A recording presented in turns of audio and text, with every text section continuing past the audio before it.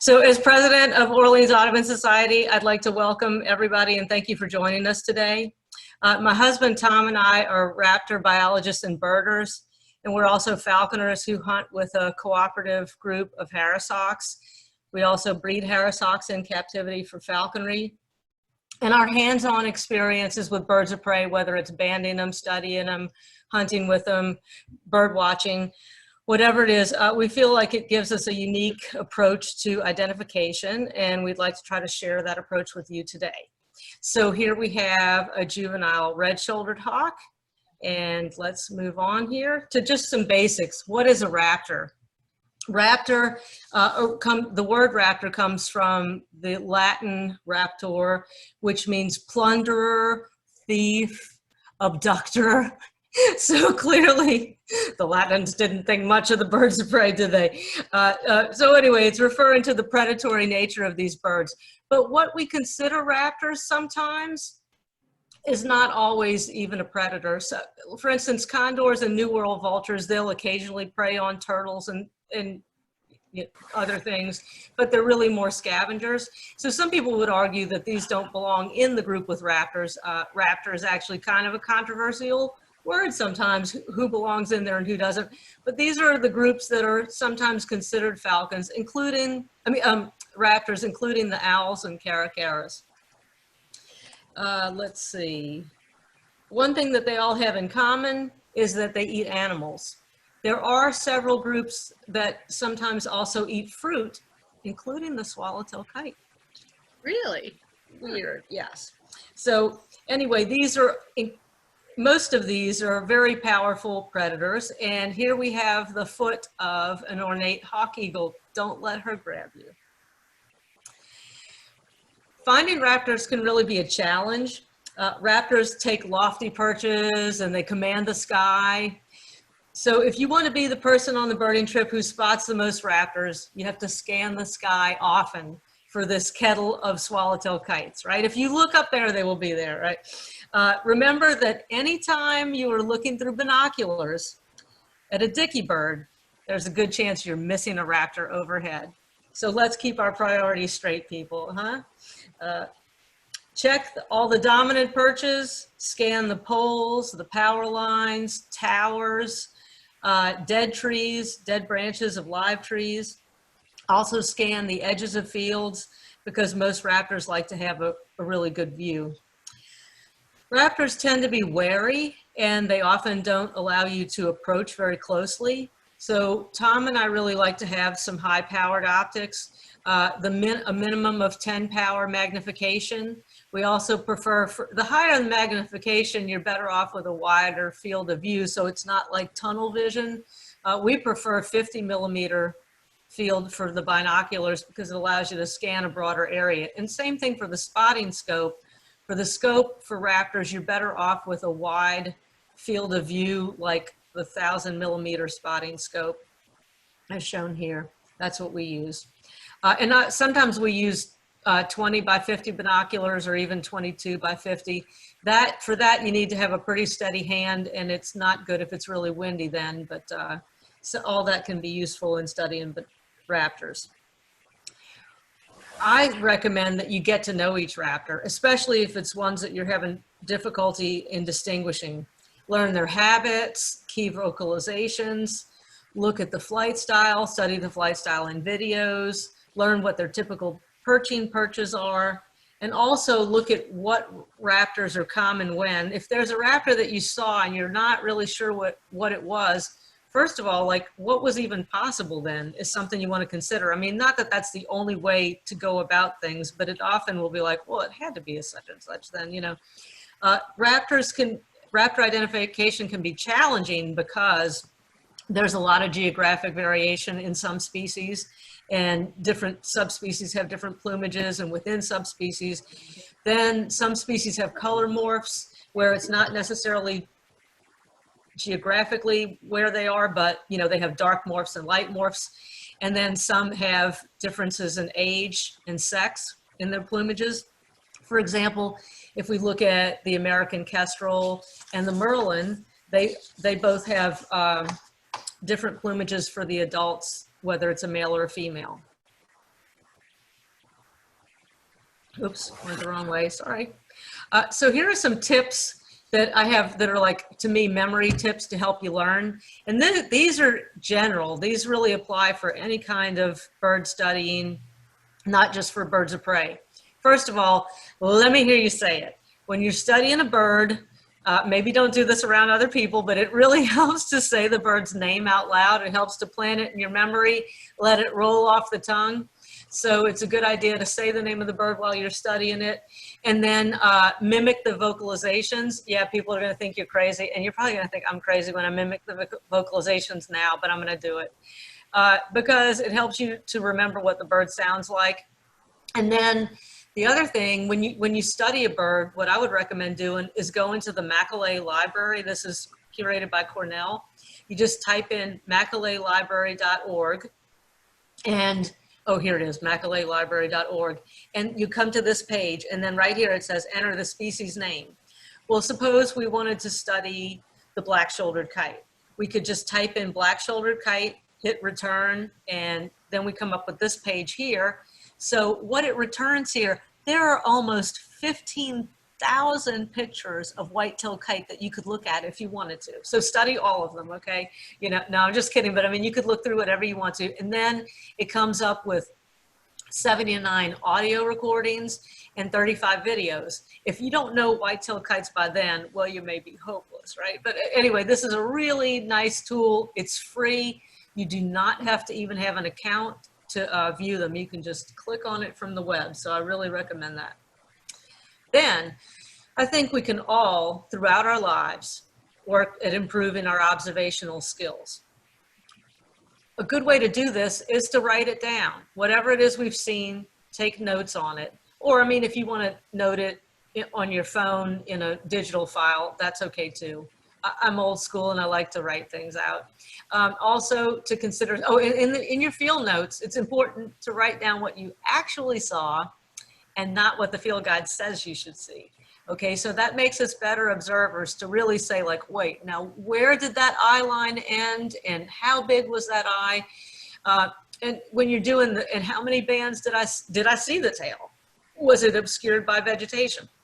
Then the sketches, I think, you know, we'd all do, but maybe some of us don't draw that well, but you can still like draw a box, right? The tail looked like a box, or it looked like a fork, or it looked like a this. Sketches are really good. You don't have to draw the whole bird. Maybe draw what the face looked like. Maybe draw how the middle toe was a lot longer than the toes on either side. And then photographs, a lot of people are doing that now. Photographs are great because you can go back to it later and study it after the bird flew off, right? And for photographs, what I like for raptors is to use the mirrorless cameras that have really high optical zoom, because most of the time raptors are pretty far away. Those mirrorless cameras right now aren't always the best at catching raptors in motion, but you know, they can do that. And then, let's see. Oh, and also digiscoping is handy too, if you have a spotting scope, because raptors are often so far away. But photographs are good for reference. And then also making recordings. If you hear a raptor vocalizing, please consider recording it, because we don't have enough recordings of some of their typical vocalizations. Mostly what we have are recordings of their alarm calls because something we've done was disturbing them at the time. And I say we, not just bird watchers, like everything that's on Xenocanto and Macaulay Library of Sound, a lot of those are alarm calls. Anyway, I like to use the Rode app, and that's what I have for my smartphone. And I don't have an external microphone or anything. And I'm surprised at how I can be really close and, I mean, not very close and still get pretty decent recordings. So you can upload those to eBird pretty easily and to the Macaulay Library. Recommend that. And then finally, documenting your sightings in eBird. And when you do this, please consider, if you know the age of the bird and or the sex of the bird, consider entering that in the details, and consider in your eBird reports adding a few details to explain why you know what it is you saw, and including a photograph if you've taken a photograph. So better documentation of our observations will make us better at all kinds of identification in birding. All right, I borrowed this slide from our one of our falconry talks. These are our Harris hawks that we use for hunting. And they're all, let's see, in this slide, they're all adult females. And what I want to use this slide for is to talk about human powers of observation. You know what? These hawks can glance each other at a distance. Well, they may have to be a little bit close to each other, and they know who it is immediately. I mean, they know because there are distinctive features, right? And I know these birds very well. I know their parents. In some cases, I know their parents' parents and their parents' parents' parents. So the point is here that, like, I can look at this bird. I mean, yeah, I've got the name there, but I can tell that that's Una, and I can tell that that's Dragon, and I can tell that that's Banshee, and etc. They all have different faces. Some of them are full sisters, and they still look like Leah and Fergie are full sisters, but they look different. You can't tell in this picture, but Fergie has a really long face. Banshee's head looks like it's chopped off in the back, blah, blah, blah, blah. You know, they all have real distinctive characters. And my point is that now Tom reads the band numbers. Tom's really bad about that. He won't learn the individual differences, but they all have distinctive characteristics. And if we can put that more towards our birding, that paying attention to individual differences, we're going to be better at identifying some of those tough species like the Myarchus flycatchers and blah, blah, blah, you know, because they can tell each other apart. So it's a challenge, really, is what I'm giving you here. And once you know a raptor really well, it's a lot easier to identify it in the field. So let's start paying more attention to those little details. All right, let's get into some ID. And we're going to start with the order Cathartiformes. They are related to the hawks and the eagles, fairly closely related, it turns out. And in Louisiana, we have the turkey vulture and the black vulture. The turkey vulture has two-tone wings, and it has a long tail. It has a red head like a turkey. So see the two-tone wings, so the secondaries and primaries are lighter colored underneath than are the underwing coverts.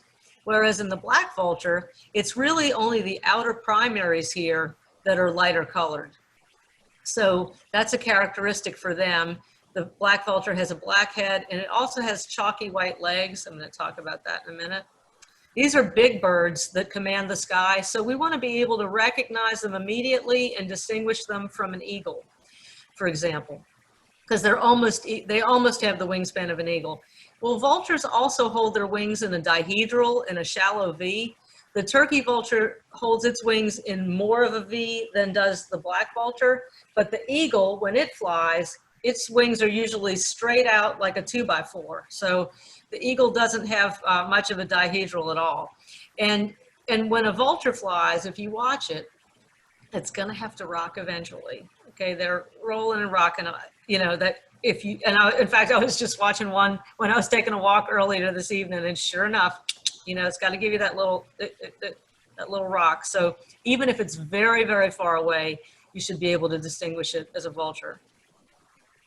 Now here's a black vulture perched, several of them in a roost here, and you can see the black head, the chalky white legs. That chalk is actually dried urates, because what it does is it urinates or excretes down its legs, and that's supposedly to kill bacteria and viruses. I guess it does, and you can sometimes really see that in flight, and the white outer primaries are shown there, black vulture, and the short square tail. Moving on to the order Accipitriformes, these are our hawks and eagles and harriers and hawk eagles and bowsers and blah, blah, blah, kites. Let's take a look at our bald eagle. Here you can see that we have a pair. This is the female and this is the male. And that's easy for me to tell because look at how skinny his legs are. He's got skinny little legs and he's got a small little daintier head. Whereas she's got, so these are the bare part of the legs is called the tarsi, or each one is a tarsus. Her tarsi are really wide and her feet are really big. Her bill is really big compared to his. Her head is really big compared to his. So she, in the birds of prey, in this order, Accipitriformes and in Falconiformes, the female is about a third larger than the male. We can tell here that this one is a 4-year-old because look at the dirty on her head there. She's got some brownish feathers. It takes an eagle usually 5 years to get a fully white head. And a lot of times when the female nests at age 4, They aren't successful. It could be that they're not fertile yet, hard to say. But anyway, those are adult bald eagles. Posture often will give them away too if they're very far away. And eagles has a very upright posture. And in this picture here, she has an upright posture. The male is leaning because he's bringing in nest material. He's holding on to something. But normally when they're perched, upright posture. And here this adult has a solid white head and a bright yellow bill. If we compare this to the osprey, which people sometimes confuse for eagles, notice that there's a leaning posture. Not that you won't ever see an osprey sitting upright, but they often lean. And we can look here and see that it's got a dark brown eye line here, and that is going to, you can see the dark lores, you're going to see that on every osprey. Jim, could you You're not going to see that on an eagle. Has a black bill. Young eagles could have a black bill, but you're not going to see an adult eagle or even a 3-year-old, let's say, with a black bill. Osprey also have bluish legs, as opposed to the yellow legs of a bald eagle.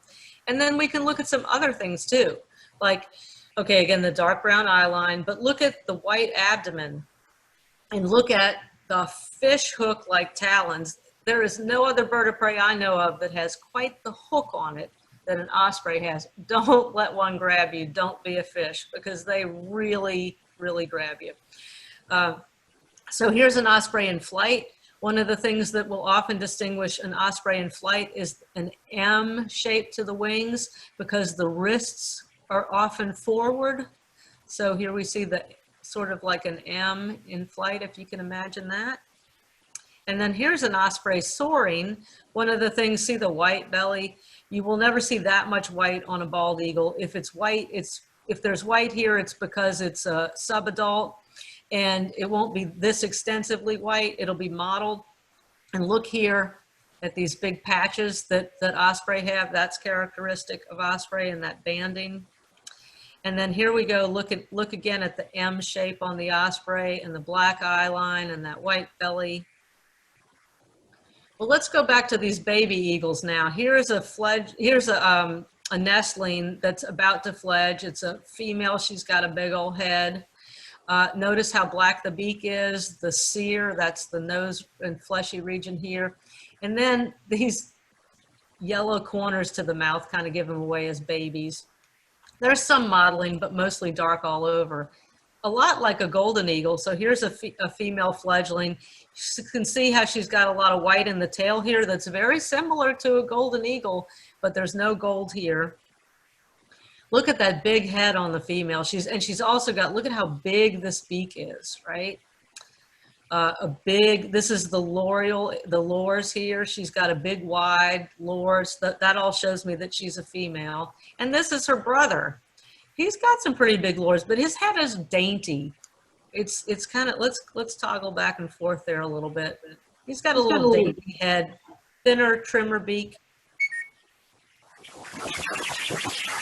Now we've got, let's take a look at a bald eagle taken off. Notice that the legs are scaled, because now we're going to compare it to a golden eagle. Scaled legs, yellow legs. He's not booted. Booted means an eagle with feathers. So let's take a look at a golden eagle. You can almost see that those are feathered legs there. Golden eagles show gold from this direction, here, a lot of gold there. And this is what I was saying about, you can often have white right here on the tail, especially depending on the age. Golden eagles are a real vagrant. They are pretty darn rare in Louisiana. They're sometimes seen in winter or on migration, but they're not going to be likely. Okay, so let's move on to the kites. There are 3 species of kites that are found in Louisiana: the swallowtail kite, the Mississippi kite, and the whitetail kite. These are not close relatives. Kite is another thing that, like raptor, is not really a taxonomic term. It means that it's a bird that's weakly predatory, that soars and handles the wind like a paper kite. So let's move on to the swallowtail kite, genus Elenoides. They are here on migration and in the summertime, and spend the winter in Brazil mostly. This is an adult, and then these are birds that are a year old or less. When a kite fledges, or when it's a nestling, it often has a buffy color to its plumage. The buffiness is due to porphyrins, a chemical in the feathers that actually fades with ultraviolet light. So with time, kites usually lose this buffy coloration, and by the time they return from the wintering grounds, they're pretty much white like the adult. Sometimes they're not quite as white as the adult, as I've shown in this illustration. Now, the fledgling, its tail feathers haven't grown down all the way yet. When these feathers grow down all the way, it's going to be this length. And the fledgling's primaries haven't grown all the way yet, so I'm trying to show that this is a little bit shorter than this bird here. Now, when the bird reaches about, let's say a few weeks after fledging, these feathers are all the way down then. And then, so this is a grown 1-year-old. I mean, its plumage is fully developed, but notice that it's a little bit shorter in wingspan, about 10 to 15%, and then the tail is shorter too in a 1-year-old. So you can actually recognize a 1-year-old when it's come back from the breeding grounds. And by June, they're usually really super ratty looking and molting like crazy. And I've seen some of them where I'm like, I don't even know how that bird's still flying. But the adult has a snow white plumage and really long, exaggerated forked tail and very, very long forked wings, 4-foot wingspan, but it weighs only about a pound. This is an adult swallowtail kite. Notice that it lacks the really fierce brow look that most hawks have. The bone doesn't jut out as far here. It has really densely feathered lores. It has a purplish, bluish purplish cere, and the legs are sort of bluish purplish, the feet too. Snow white head. Now this is a juvenile kite by contrast. Let's go back and look at the adult. And look at the juvenile. Not only does it have buffiness, but a lot of times it has these little black streaks in here, right? So again, if you see this bird at a year old, instead of, a month out of the nest, all this buffiness may have faded. Just kind of depends on the individual and how much sun it's had. Now this is an adult swallowtail kite. Look at the bluish cast. That's something that you don't always see, and the contrast in these dark shoulders and the bluish cast. And let's hear what the kite sounds like. I think it sounds like, here, I'm gonna imitate my kite. And this is gonna be the alarm call. Yeah. Oh, really? I walk that one? You gotta know.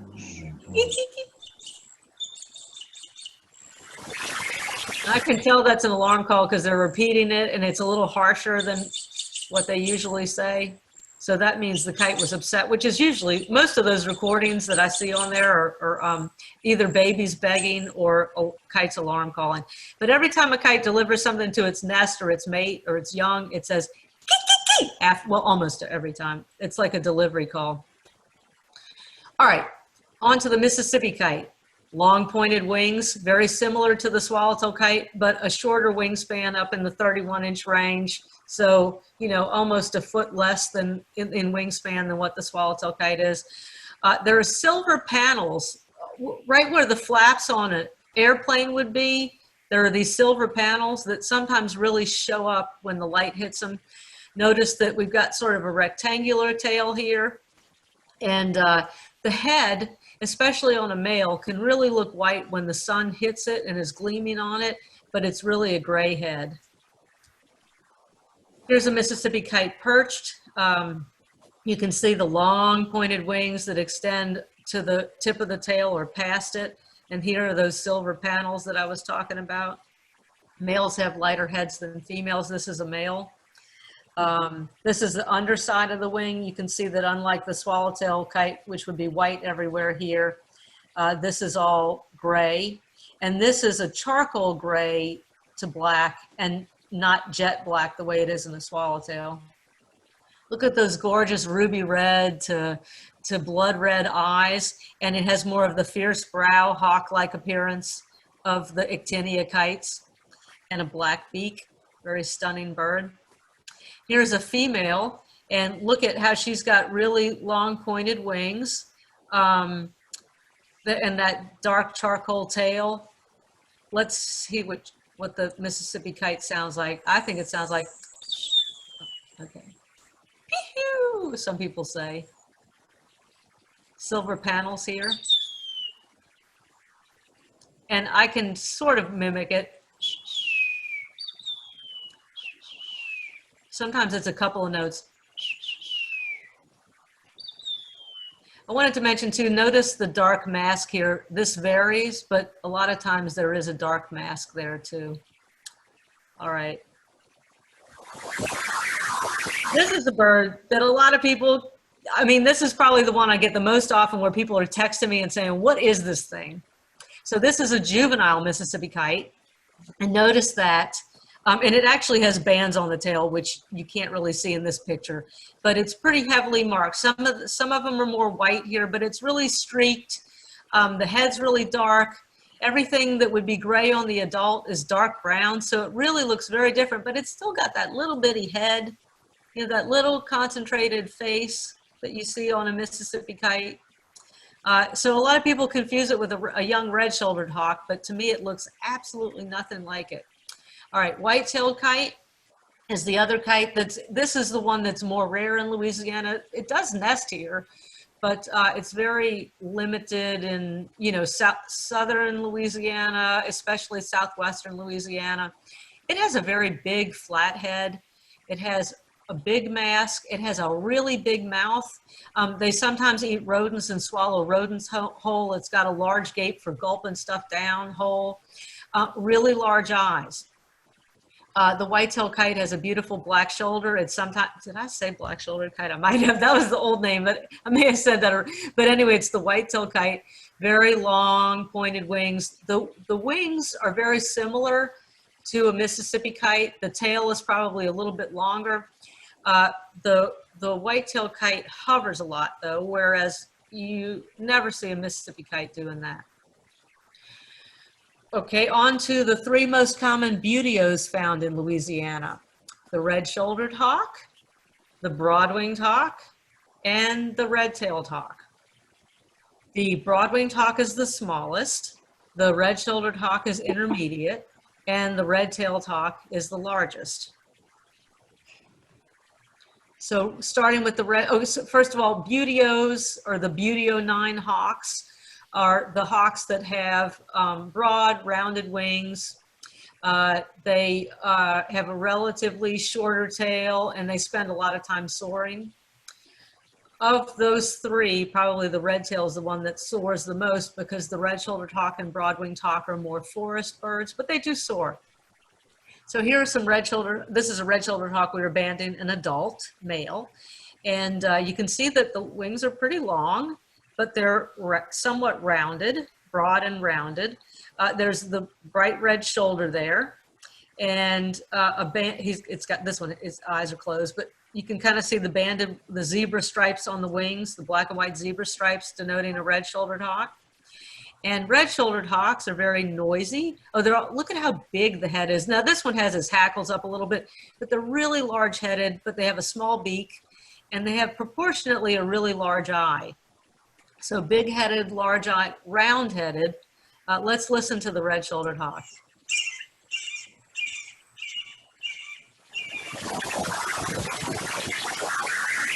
And to me, another thing it says is, "Ow, ow, ow, ow." Okay, so again, mimicking your birds, learning their calls. This is a juvenile red-shouldered hawk that we had released after banding. Look at those long legs, long skinny legs, and you can see that it does have a bit of a red shoulder, but it's nowhere near as bright as it is on the adult. It's banded wings. The bands are finer on the young birds than it is on the adult. And it's not, they're buff colored and dark brown bands instead of the black and white zebra bands. So here are some juvies, because of course that's what people have more trouble with. Juvenile red-shouldered hawk. So again, rounded head, small bill, kind of large eye, bands on the tail and on the wings. Closer look at that bird, rounded head, big head for the body. Oh, and look, it's getting an adult feather there, but mostly this is mostly all juvenile. All this is juvenile plumage. The modeling on the back is pretty characteristic. Here's another red-shouldered hawk in the hand. This is a female, I think. Rusty shoulders, big eyes, big head. You can see here, this is where the windows on the wings come from. You probably heard about that when you see a red-shouldered hawk soaring overhead. A lot of times you can see these translucent panes in the wings. It's because of the coloration of on the primaries there. Again, big rounded head, kind of smallish beak, big eyes. Oh, there's a close-up, big eyes. Try to get a feel for that. Small beak. This is another bird, big eyes, small beak. Juveniles. This is the juvenile showing the underwing surfaces. On the red tail, we're going to see there's usually dark here, whereas you don't see that on the juvie red shoulder. And you can see the banding pattern there. And this is where the windows come from. The modeling on the wing, the red patch. That red patch sometimes doesn't show up at all, though. And a Harris hawk has way more red right there than a red-shouldered hawk does. And here's a red-shouldered hawk in flight. So we can see again that the bands are much finer than they're going to be in the adult. And here's a window here and the window there because of lighter coloring on the primaries there. But you know, sometimes other birds of prey show that too, other buteos.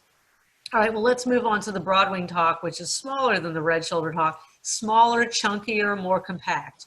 Shorter tail, bigger, broader bands on the tail, fewer bands on the tail, but black and white bands in the adult, the way a red-shouldered hawk would have. Also fairly big-eyed and big-headed for the size of the bird. We see broad-winged hawks on migration, and then they also breed here, so we see them in summer. They are rare birds of prey in winter. Kind of smallish. Oh, sorry, I did that. All right, so here's a broad-winged hawk looking at it head-on. This is an adult. This is a female. She's kind of a big one. You can see the banding here, but it's not that black and white zebra banding like you'd see on an adult red-shouldered hawk. This is browner. It's not that orangey color that we have on our red-shouldered hawks. Still pretty big-eyed and big-headed though, but not as round-headed usually. You can see how broad-winged hawk's head looks a little flatter a lot of the time. This is another one here that we were caught when we were trying to catch swallowtails. All right, there's the banding on the tail. Oh, this band is a lot wider usually in most individuals, but look at how narrow the bands are here on the wing. On a red-shouldered hawk, these would be almost equal sized.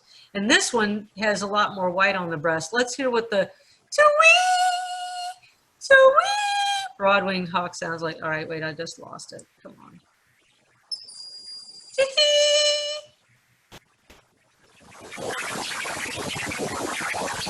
What is that sound? Anyway. There we go. Okay, so we heard a couple of those. Notice the bright yellow cere, the way we see in most red-shouldered hawks, at least adults. This guy's molting heavily. And again, pretty bold banding pattern on the tail. When they're in flight, this white band really shows up really well, whereas it doesn't on so much on a red-shouldered hawk. Look at the molt on this guy. All right, here's just a close-up again to give you an idea of flat-headed broad-winged hawk, big eyes, big head for the size of the bird. And this is just this is Inga, and Inga Falterman, and that's me. And this is a broad-winged hawk we're holding up to give you a feel for size. Pretty small bird. If this were a red-shouldered hawk, the wings would be coming out to about here, and the tail would extend down to about here. That's an adult. And there's Tom holding one again, just to show perspective on size. That one is a male. And look at how much whiter it is underneath the wings. If this were a red shoulder, that would be heavily banded. I'm surprised they're not fighting. Here's a red-tailed hawk. And of course, this is our largest common buteo. They're not always going to have that red tail, but when they do, boy, that sure does make life easier. Most of the adults here have a red tail. Look at how long the wings are, reaching almost to the tip of the tail there. And they often have a belly band. I want you to look at the color of the cere here, that blue-green cere. Now, an adult red-tailed hawk can have a very yellow cere, but this cere here, and even this part, you know, some of the lores is showing like a little bluish green. That is pretty characteristic of some red tails. And here's a red-tailed hawk where you can see the rusty red tail, this white mottling on the back, which is fairly characteristic. I mean, I see it on red-shouldered hawks some too, but almost all red tails have this. The yellow legs, it's a bigger, stockier bird. Here's a female in the hand. Look at how big her feet are, how stout her tarsi are. This bird has a belly band.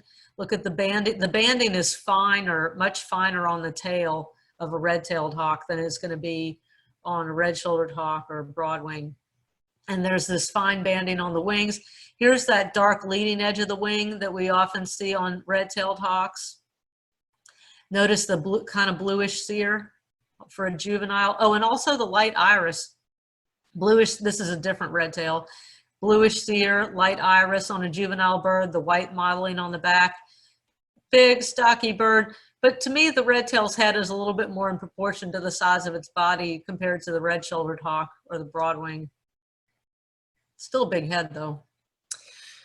Here's an interesting juvenile to me because it has a lot more yellow on the cere, so it just goes to show you can't always go by that. But it's got a lot of that mottling, long wings. This red-tailed hawk shows a lot of mottling. This was a really young one out of the nest. Here's one that shows that characteristic belly band. And this guy here is one where its iris is starting to change color. So you can see it's darkening up, but it still has that bluish cere. Let's go ahead and see what the red-tailed hawk sounds like. To me.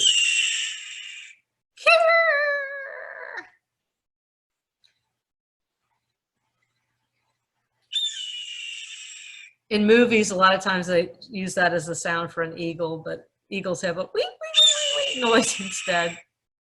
Red-tailed hawk. All right, here's a red-tailed hawk in flight, a juvenile. And you can see again the fine bars on the tail and on the wings, that mottling on the back. There's a bit of a belly band there. And here's a picture of a red-tailed hawk from underneath, another juvenile, because if it was a red-tail, that would be too easy, right? We want to learn the harder ones. Notice this dark leading edge to the patagium here. And the fine barring on the wings and the tail feathers, kind of get a feel for the overall shape of those broad wings, rounded tips. Now let's move on to some buteos that are not so common in Louisiana. The Swainson's hawk actually has been confirmed as a nester here, but it's a rare nester, one that's becoming more common. The Swainson's hawk has broad wings, but they're long and pointed. They're way more pointed than our other buteos. So points here, this is an adult, this is a juvenile. The juvenile, you can see the pointed wings as well. The tail is somewhat short for the long sweeping wings that come to a point. And the adults have this two-toned wing, and a lot of the Swainson's hawks, you know, depending on the color phase, have a real characteristic bib on them. So this bib is a good thing to look for.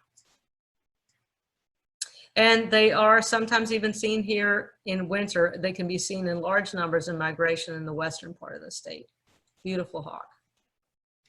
Another buteo, now this is a big chunky monkey here, the Ferruginous hawk.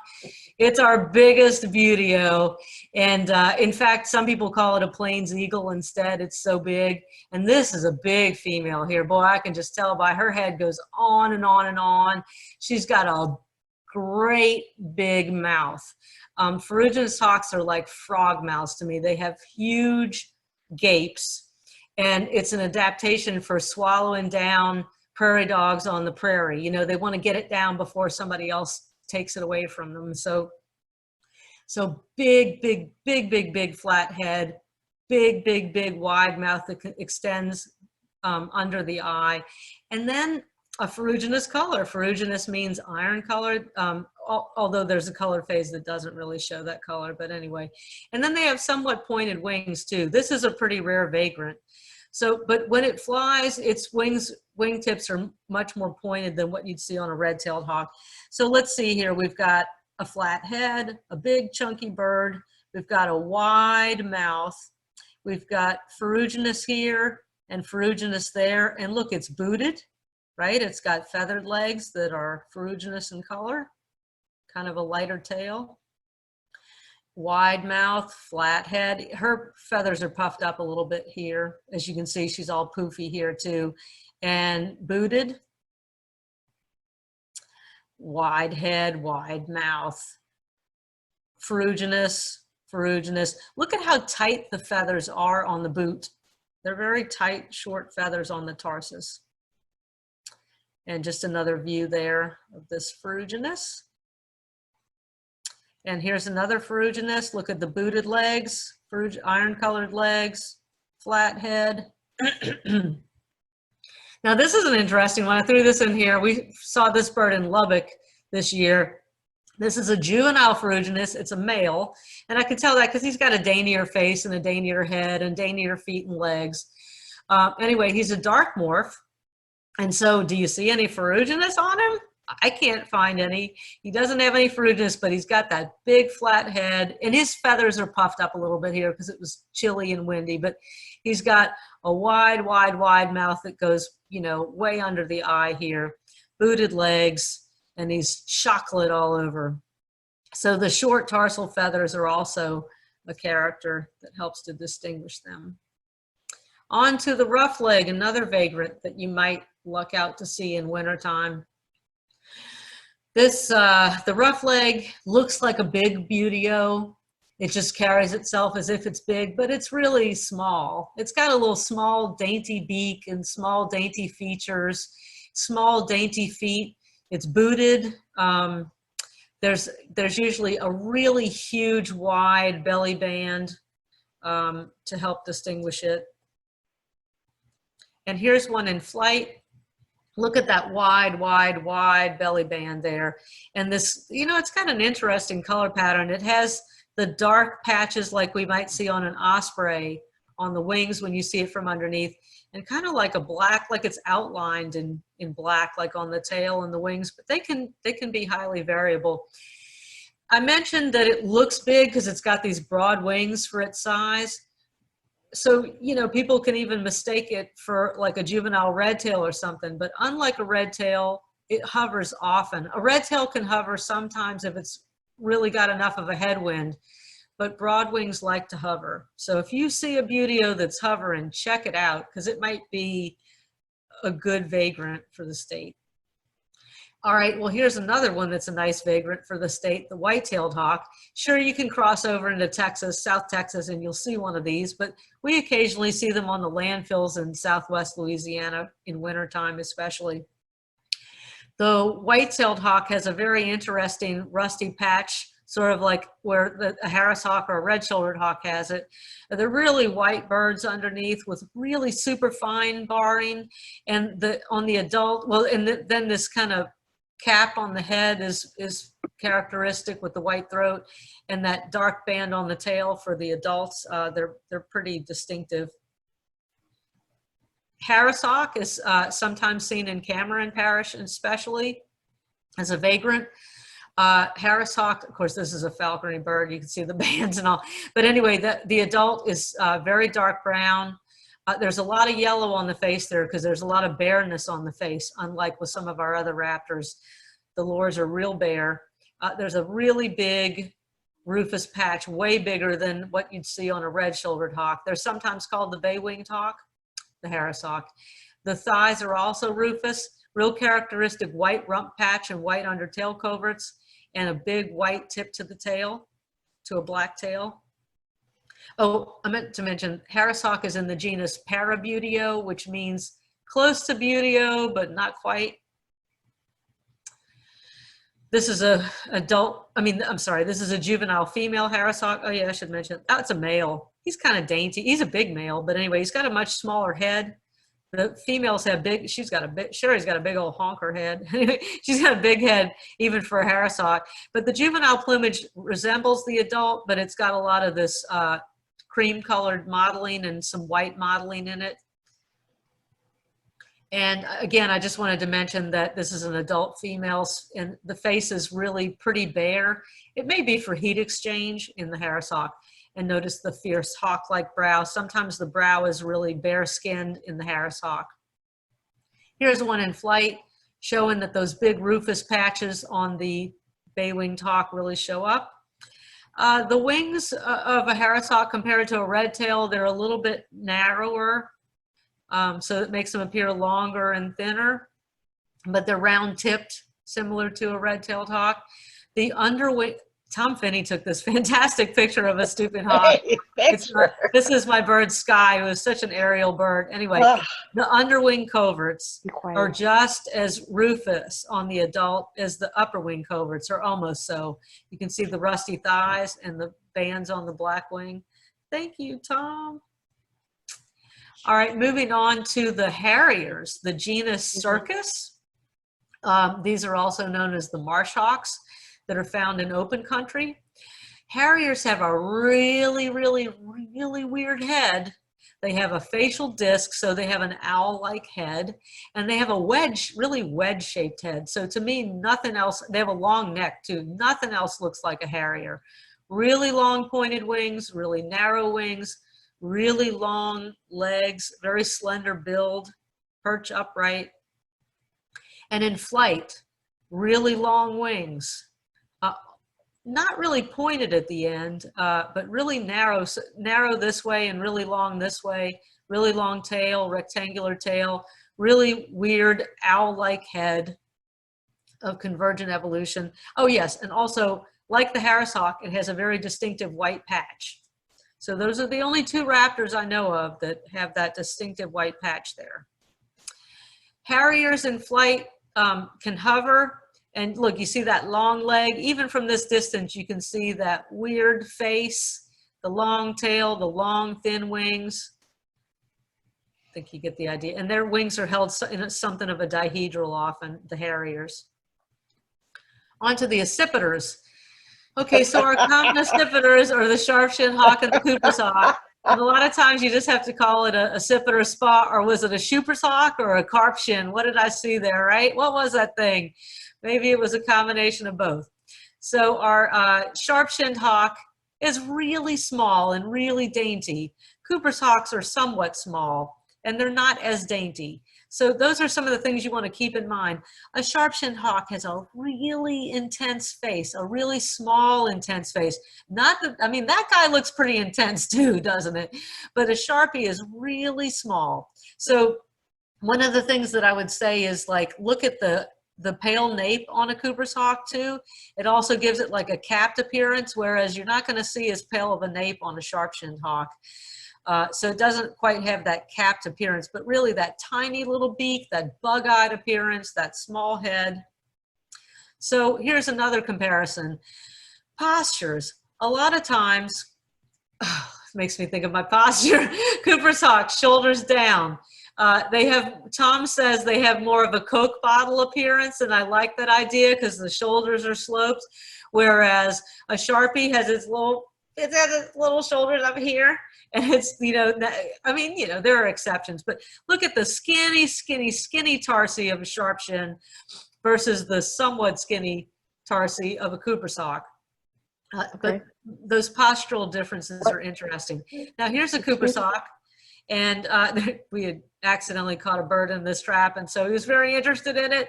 It has a rounded tail tip, and that's another character. That note the light nape on the Cooper's hawk, thicker tarsi, not as intense of a face. Although I have to say, this guy has a pretty intense. This was a male that we caught in Pearl River one time. We were banding. This is an adult. And here the tail looks pretty square, right? But this is a Cooper's hawk. So you have to be careful with that. But do note that it has a light nape. See that light nape? And just another view of him there, that banded pattern on the wings and that rufous color of the adult. Okay, this is a good picture to see the pale nape. Kind of a, you know, a Sharpie's got just such an intense face. This is a Cooper's hawk. And so see that rounding of the tail? That is a good character. You have to see it right. It doesn't always work. Pale nape, rounded edges to the tail tip, It's a bigger bird too, even though this is a male. So the male Cooper's hawk is closer in size to the female sharpshin. You know, there's not really overlap, but it's something you need to keep in mind. This is a big female Cooper's hawk, a juvenile. And so you can see that she's got almost like a goshawk face. I mean, she's got a big face here and long wings. She's got some pretty stout tarsi, big feet. Her toes, I mean, you know, a Sharpie it's gonna look like a matchstick instead, but these are really bird grabbing feet here is what these are, those long toes. All right, then look at the sharpshin by contrast. This is an adult sharpshin. This is a bird we're going to see in migration in winter. Look at how squared off the tail tips are.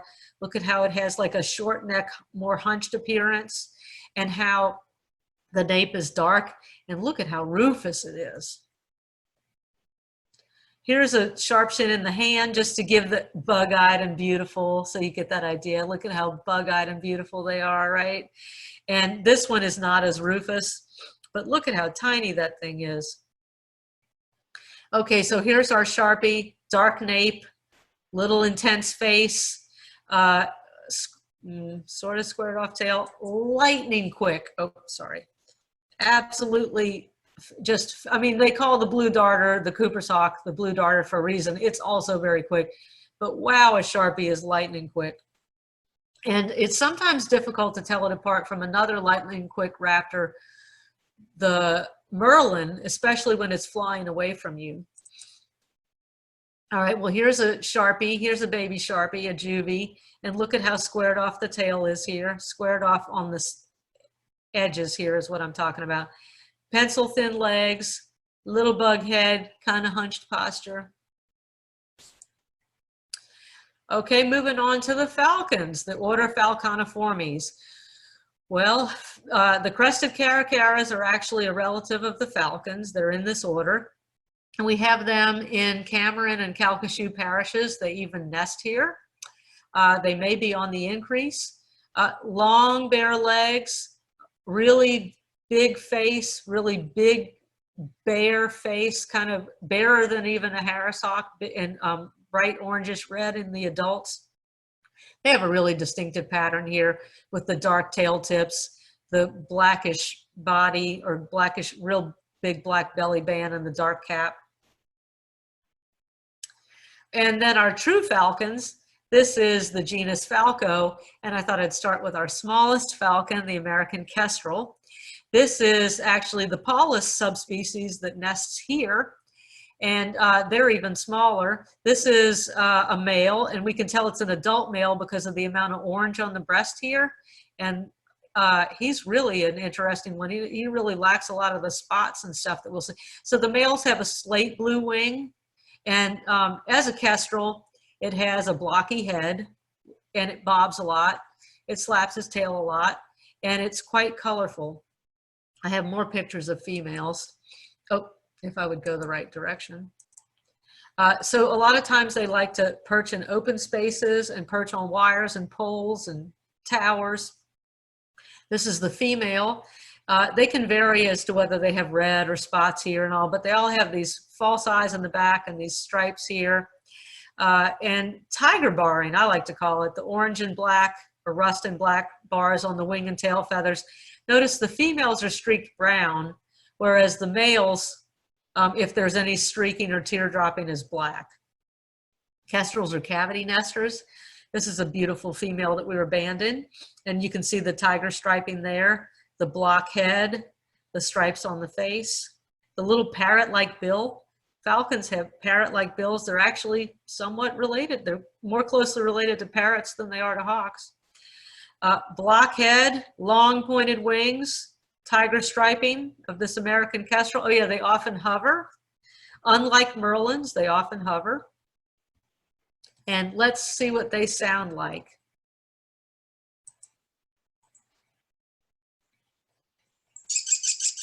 Click, click, click, click, click, click, click.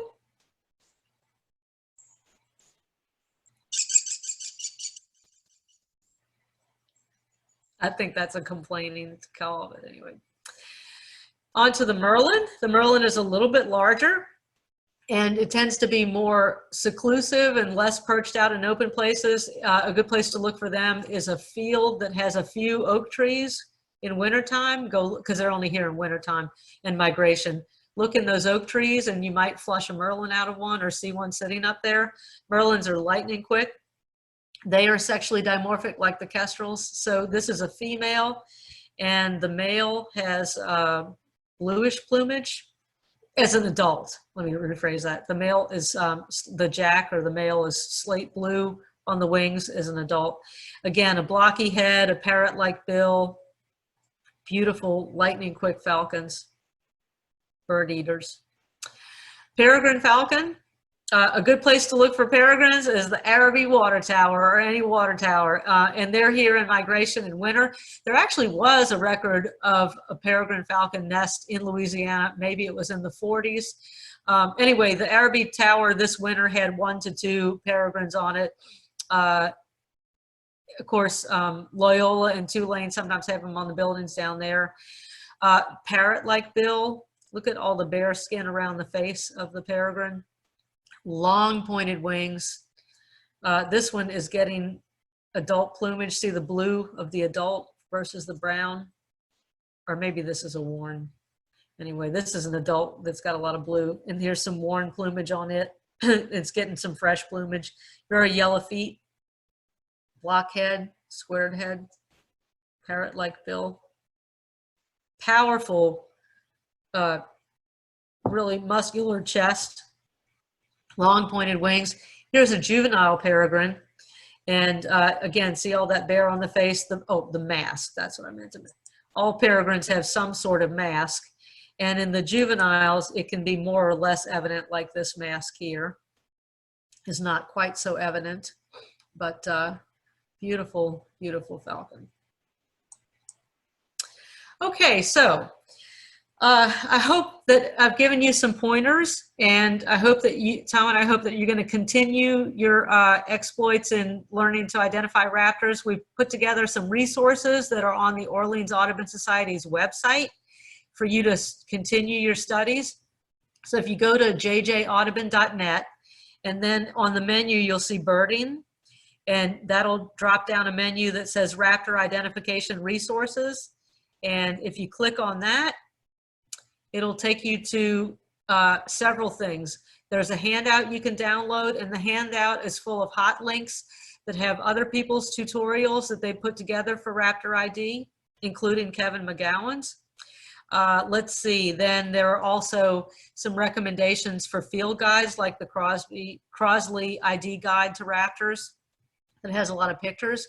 And there's also some links to some courses that you can take that I think are fee-based. And what was the other thing that I put in there? Oh, yeah. My favorite part, how could I forget? There are some online quizzes.